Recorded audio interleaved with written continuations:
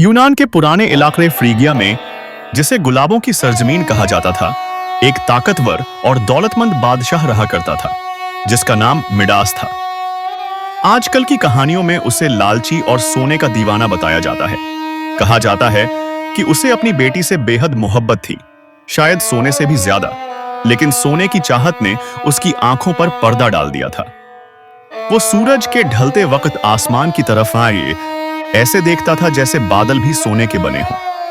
एक रात शराब में चूर डियोनिसस नाम के देवता का बूढ़ा साथी साइलेनस रास्ता भटककर मिडास के गुलाबों के बाग में आ गिरा।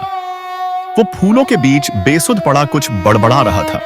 उसे मजाक में मिडास के सामने लाया गया, लेकिन मिडास उसकी बातों से बहुत मुतासिर हुआ।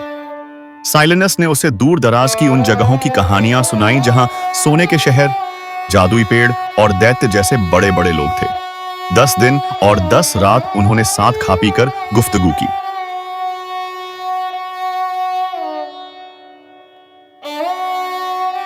आखिर में मिडास ने साइलेनस को वापस डियोनिसस के पास पहुंचाया। डियोनिसस इतना खुश हुआ कि उसने मिडास से कहा, एक मुराद मांग ले।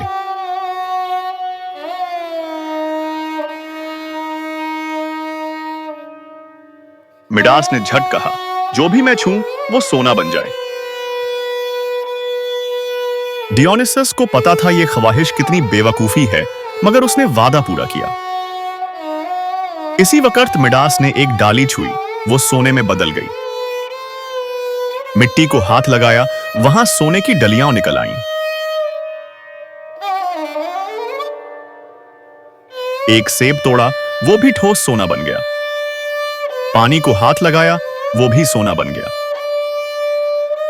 मिडास खुशियों से झूम उठा।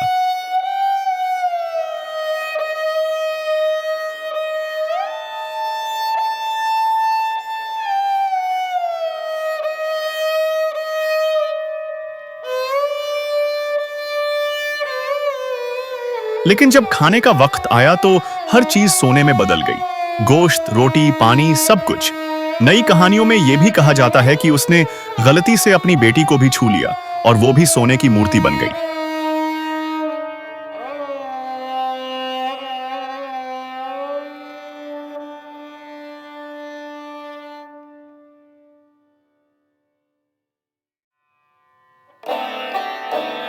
भूख प्यास से बेहाल होकर वो फिर डियोनिसस के पास पहुंचा और रोते हुए कहा कि इस मुसीबत से छुटकारा दिलाए। डियोनिसस ने कहा, जाओ और पेक्टोलस दरिया में नहाओ। जैसे ही मिडास ने दरिया में डुबकी लगाई, सोने की ताकत उसके जिस्म से निकलकर रेत में समा गई। आज भी कहा जाता है उस दरिया की रेत में सोने की चमक है। कुछ वक्त बाद मिडास एक मुकाबले में पहुंचा जहां सूरज के देवता अपोलो और जंगल के देवता पैन ने अपनी अपनी धुन बजाई। पहाड़ी देवता तिमोलिस ने अपोलो को जीत का हकदार बताया, मगर मिडास ने कहा पैन बेहतर था। अपोलो गुस्से में आ गया और कहा, अगर तुझे ऐसा लगता है तो तेरे कान गधे जैसे हो जाएं।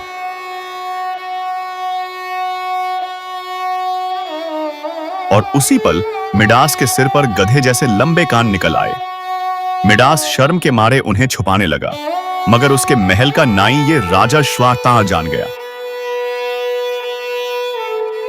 वो इतना बड़ा राज सीने में ना रख सका। उसने जमीन में गड्ढा खोदकर उसमें यह राज कह दिया। वो जगह जहां उसने राज बताया था, वहां सरकंडे उग आए। ओए, कहा जाता है जब भी हवा चलती है वो फुसफुसाते हैं। मिडास के गधे जैसे कान हैं। जब मिडास को यह पता चला तो उसने नाई को मौत की सजा दे दी। आखिर में उसने बायल नाम के शैतान का खून पिया और दर्दनाक मौत मारी।